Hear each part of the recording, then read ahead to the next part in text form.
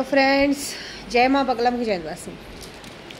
आज थोड़ी सी तबीयत नरम है, बहुत थकावट हो गई है और मेरे चाहने वालों ने मुझे अच्छा खासा बीमार करने का कोशिश किया, तो भी भगवान उनका भला करे। मेरे खाटू श्याम उसको सबूत दे।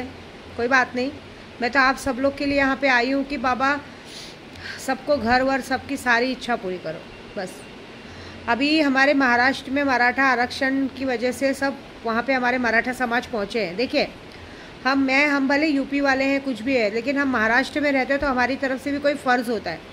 मेरे अभी समझ में नहीं आ रहा, मैं यहाँ हूँ, अगर मैं वहाँ होती तो मैं खुद वहाँ पहुँचती थी। कल हमारे दीपक केदार जी भी वहाँ पहुँचे थे, उन्होंने मुझे कॉल किया था, लेकिन उन्होंने बोला कि आप कहाँ हो, तो मैं यहाँ थी। नहीं तो मैं भी वहाँ पे कुछ खाने पीने की व्यवस्था लेके पहुँचती, लेकिन तो भी मैंने अपनी बेटी को कहा है अभी कि आपसे जो बन पड़ता है, फ्रूटी, पानी, नाश्ता, जो बन पड़ता है, जितना बन पड़ता है आप वहाँ जाके दे के आओ, क्योंकि दूर दूर से हमारे मराठा समाज के लोग दूर दूर से आए हैं अपने हक और न्याय के लिए लड़ने के लिए। तो हम भी महाराष्ट्र में रहते तो हमारा भी कुछ फ़र्ज़ बनता है। तो मेरी बेटी अभी जाएगी वहाँ पे, क्योंकि आप सबको भी कहूँगी, जो भी महाराष्ट्र में रहते हैं ना, आपसे यथाशक्ति जितनी भी हेल्प हो सके वहाँ जाके लोगों को पैसे से भले मदद में कीजिए। नाश्ता हो गया, सिर्फ खाना ही नहीं, खाना तो आदमी एक बार से 2 बार खाएगा, बार बार नहीं खाएगा, लेकिन सूखा नाश्ता दीजिए, फ्रूटी दीजिए, पानी दीजिए, दवाइयाँ दे के आइए कि उनको कोई तकलीफ़ ना हो। ठीक है, एक आदमी अगर कुपोषण पे बैठा है, भूखा प्यासा बैठा है, और उसके साथ पूरी जनता अगर एक साथ लड़ रही है, तो हमारा काम है ऐसे मुहिम में सबका साथ देना, क्योंकि हम अगर ऐसे लोगों का साथ देंगे तभी हमारी देश और जनता बचेगी।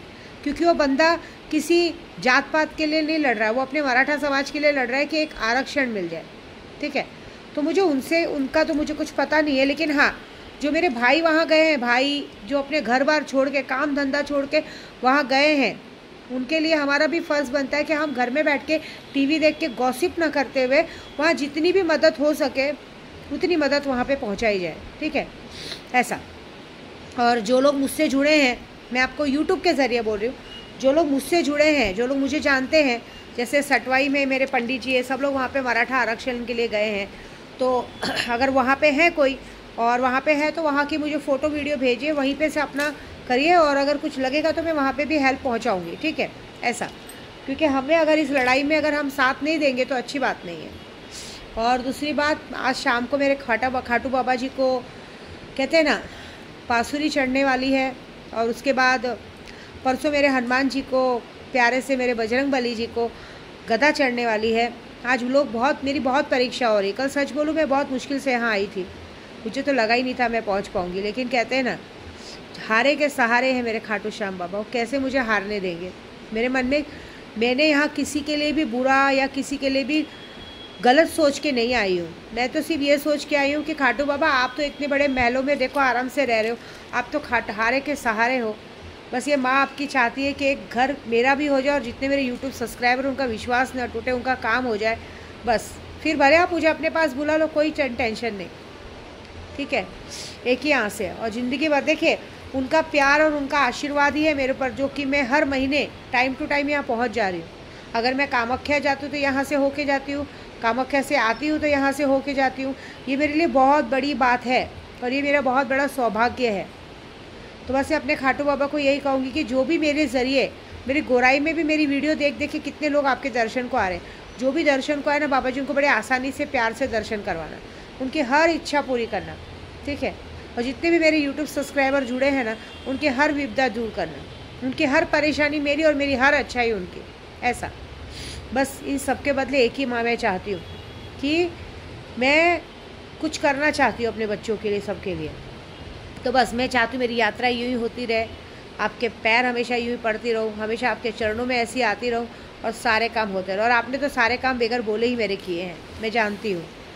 और दूसरा, जो लोग इस तरह से हमारी यात्रा में अड़चन डालने की कोशिश करते हैं, मैं आपको सच बोलूँ, करीबन 2 महीना हो गया कोई तो मेरे यूट्यूब चैनल के पीछे पड़ा हुआ है, कि जिसकी वजह से जो मेरे नए कस्टमर मुझसे जुड़ना भी चाहते हैं वो जुड़ नहीं पा रहे हैं, और जुड़ते भी हैं, आते भी हैं, तो उनको लगता है कि पता नहीं काम होगा क्यों। मुझे कोई फ़र्क नहीं पड़ता, आप मेरा काम 1 दिन 2 दिन 2 महीना बांध सकते हो, लेकिन अगर ये खाटू बाबा ने एक बार चलाना शुरू किया ना, तो कभी बंधेगा नहीं। लेकिन एक बात याद रखना, एक बार अगर उसने आपका काम बांध दिया तो ज़िंदगी भर आप लोगों को भीख मांगकर रोटी नहीं मिलेगी। ठीक है, तो बस अभी अपनी पूजा शुरू होने वाली है शाम की, और मैं जानती हूँ कि मैं क्या कर सकती हूँ। मैंने हमेशा बांट के खाना सीखा है और मैंने अपने बच्चों को भी बांट के खाना सिखाया है। तो बांट के खाएंगे, बांट के खाना सिखाएंगे। बस ये है कि महाराष्ट्र में जो ये उपोषण चालू है उसमें पुलिस वालों से एक ही हाथ जोड़ के विनती है, ये लाठीचार्ज ये सब मत करो आप। हाँ, लोग दूर दूर से अपने लिए आ रहे हैं, आप भी मराठा हो, आप लोगों के लिए ही लड़ा जा रहा है, ठीक है। ये राजनीति क्या कर रही है मुझे पता नहीं, लेकिन राजनीति के चक्कर में जो लोग, एक होता है ना, एक आस होती है कि हमारा कुछ अच्छा हो जाए, उस अच्छा होने के नाते लोग आके अगर अपना काम धंधा छोड़ के आके अगर वहाँ पे हैं तो उनके साथ एटलीस्ट बदतमीज़ी मत करो। उनका सम्मान नहीं कर सकते तो उनका अपमान मत करो। ये विद्या देवी के हाथ जोड़ के विनती है, ठीक है। और रही गणपति के बाद, गणपति बप्पा आए हैं तो विसर्जन अच्छे से होगा ही। जो लोग कह रहे हैं ना कि ये काम गणपति के बाद भी हो सकता था, किसी के घर में आग लगी है, किसी के घर में खाने को नहीं है, किसी के बच्चे अच्छे कैसे पढ़े लिखे होने के बाद भी उन्हें डोनेशन भरना पड़ता है, तो उनकी व्यवस्था तो वही जानेंगे ना। आपके घर में भरा पूरा है, भरा पड़ा है, इसलिए आप लोगों को फ़र्क नहीं पड़ता, आपको त्यौहार दिखता है। लेकिन जब जिसके घर में अनाज नहीं रहता, जिसके घर में आग लगी रहती ना, उसको त्यौहार से, बारिश से, धूप से, किसी से कोई मतलब नहीं रहता, ठीक है। जैसे मुझे अपने बच्चों के लिए घर लेना है तो कल मेरी गाड़ी को ट्रक ने ठोका बड़ी ज़ोर से ठीक है, ट्रक ने ठोका, सब ने ठोका, लेकिन उस वक्त मैंने मरने की वो नहीं सोची। मैंने ये सोचा कि मैं कैसे भी खाटू श्याम बाबा तक पहुँचूँ, कुछ तो होगा, ऐसी बात है। तो एक इंसान पे जब मुसीबत आती है ना तो मरना जीना नहीं सोचता है, त्यौहार नहीं सोचता है, पहनना ओढ़ना नहीं सोचता है, वो सिर्फ अपनी मुसीबत को देखता है। और उस मुसीबत में अगर लोग उसका मजाक बनाएं तो उस वक्त बहुत बहुत गुस्सा आता है। इसलिए मैं कहूँगी किसी की मजबूरी का मजाक मत बनाओ। इंसान मजबूर है लेकिन लाचार है, लेकिन वो नहीं है, भिखारी नहीं है, ठीक है। हम लोग किसी की मजबूरी का फ़ायदा नहीं उठाना चाहिए, उल्टा हमें उनकी मदद करनी चाहिए। और आज की तारीख में मदद करने में कुछ नहीं है, लोग वहाँ हैं, आप प्यार से ले जाइए, क्या भरोसा यही एक दान, महादान होगा। खाना तो लोग बड़ा बड़ा लाके भेज रहे हैं, छोटा दवाइयाँ ले जाइए, फ्रूटी ले जाइए, पानी ले जाइए, सब लोग ले जाके कुछ तो कुछ मदद कीजिए कि लोगों का अच्छा हो, ठीक है।